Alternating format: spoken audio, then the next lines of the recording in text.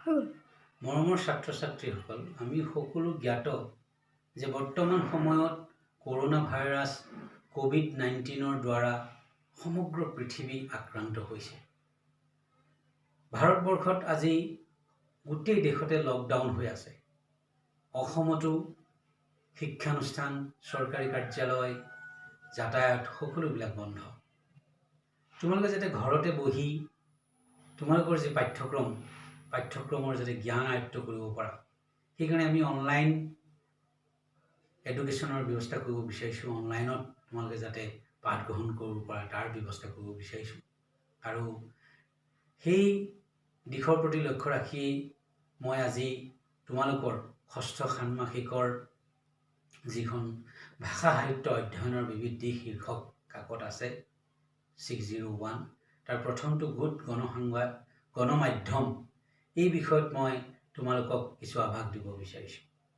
গণমাধ্যম এই পৰিভাষাটো ইংৰাজীত মাছ মেডিয়া বুলি কোৱা হয়, আৰু গণমাধ্যম পৰিভাষাটো গণ আৰু মাধ্যম এই দুটা শব্দৰ দ্বাৰা সৃষ্টি হৈছে। গণমাধ্যম আচলতে গণসংযোগৰ বাবে গণমাধ্যমৰ প্ৰয়োজন। গণসংযোগ মানে কি?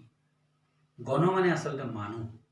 গতিকে মানুহৰ লগত আমি যোগাযোগ স্থাপনৰ কাৰণে যি ব্যৱস্থা, যিটো পথ, যিটো মাধ্যম ব্যৱহাৰ কৰোঁ, সেই হ'ল গণমাধ্যম। আমি গণসংযোগ আচলতে দুটা ৰূপত হ'ব পাৰে, এক প্ৰত্যক্ষ আৰু আনটো হ'ল পৰোক্ষ।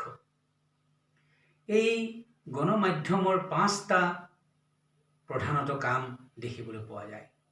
প্ৰথমটো হ'ল তথ্যৰ সৰবৰাহ। অৰ্থাৎ গণমাধ্যম বুলিলে আমি যিটো বুজোঁ যে গণমাধ্যম, মই তোমালোকক ক'ম যিকেইটা শ্ৰেণীভাজন। গণমাধ্যম বুলি ক'লে আমি অনাতাঁৰ, দূৰদৰ্শন, বাতৰি কাকত, আলোচনী, কিতাপ পত্ৰ, হোৰ্ডিং, পুস্তিকা এইবিলাকক বুজোঁ। গতিকে এই গণমাধ্যমৰ এটা কাৰ্য হ'ল তথ্যৰ সৰবৰাহ। গতিকে এই গণমাধ্যম ব্যৱহাৰ কৰি যিকোনো এটা তথ্য আমি দিব পাৰোঁ বা ল'ব পাৰোঁ।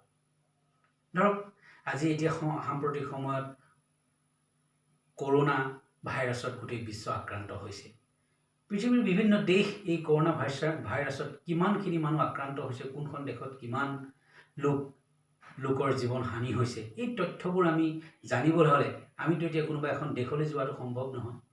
গতিকে আমি গণমাধ্যমৰ সহায়ত, দূৰদৰ্শনৰ সহায়ত, ইণ্টাৰনেটৰ সহায়ত, অনাতাঁৰৰ সহায়ত এই তথ্যসমূহ আহৰণ কৰিব পাৰোঁ। গণমাধ্যমৰ আন এটা কাৰ্য হ'ল শিক্ষাদান। এই ৰেডিঅ', দূৰদৰ্শন, অনাতাঁৰ এইবিলাক কেৱল যে মনোৰঞ্জনৰ কাৰণে ব্যৱহাৰ কৰা হয় এইটো নহয়। এই গণমাধ্যমৰ জৰিয়তে জনসাধাৰণক শিক্ষাও প্ৰদান কৰা হয়, বা ছাত্ৰ ছাত্ৰী, বয়সস্থসকলক, শিশুসকলক শিক্ষাদান কৰা হয়। আনুষ্ঠানিক শিক্ষাৰ লগত সংগতি ৰাখি বিভিন্ন দিশৰ জ্ঞান প্ৰদানৰ লগতে আচলতে মই ভাবোঁ ধাৰ্মিক, সামাজিক, অৰ্থনৈতিক, ৰাজনৈতিক মূল্যবোধ এইবিলাকো শিক্ষাও গণমাধ্যমৰ জৰিয়তে দিব পাৰে। যেনে কুসংস্কাৰ, অন্ধবিশ্বাসৰ বিৰুদ্ধে জনসাধাৰণক সচেতন কৰিব পাৰি। গণমাধ্যমৰ আন এটা কাৰ্য হ'ল দেশৰ আৰ্থ-সামাজিক উন্নয়নত সহযোগিতা আগবঢ়োৱা। এখন দেশে যদি গণমাধ্যমৰ ব্যৱহাৰ নকৰে, সেই আঁচনিসমূহৰ বিষয়ে ৰাইজে কেনেকৈ জানিব?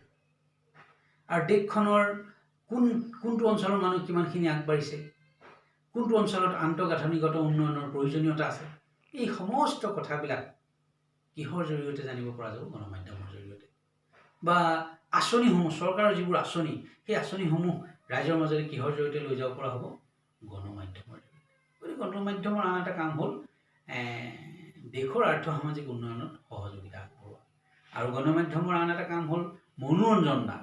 স্বাভাৱিকতেই গৰিষ্ঠ সংখ্যক মানুহে গণমাধ্যম, দূৰদৰ্শন, ৰেডিঅ' এইবিলাক ব্যৱহাৰ কৰে মনোৰঞ্জনৰ কাৰণে। ধৰক কোনোবাই গান শুনিব, কোনোবাই চিনেমা চাব বা অন্যান্য। আৰু গণমাধ্যমৰ আন এটা প্ৰধান কাৰ্য হ'ল জনমত গঠন। সাম্প্ৰতিক সময়ত বিভিন্ন ৰাইজৰ মাজত এটা জনমত গঠন কৰিবলৈ শক্তিশালী যিটো মাধ্যম, সেইটোৱে হ'ল গণমাধ্যম।